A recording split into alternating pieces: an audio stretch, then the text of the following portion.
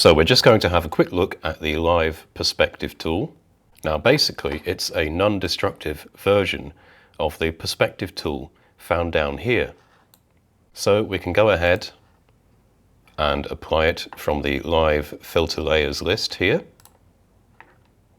So although we can do all kinds of crazy effects with the perspective tool, it's also incredibly useful for little subtle adjustments on images like this one. So if I uncheck show grid for a minute, this was shot with a wide angle lens. The lens distortion has more or less been corrected, but the building seems to slant up and to the left here.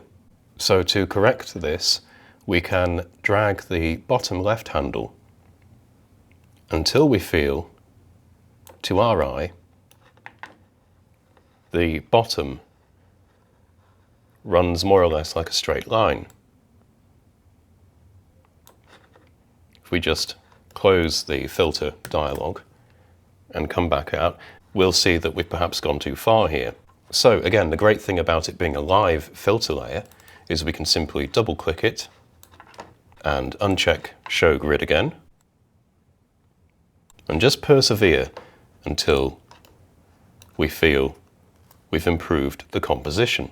Just for a comparison, if I uncheck the filter, we can see a rather wonky perspective here. So by using the perspective filter, we've managed to achieve some degree of symmetry here. Let's look at another image.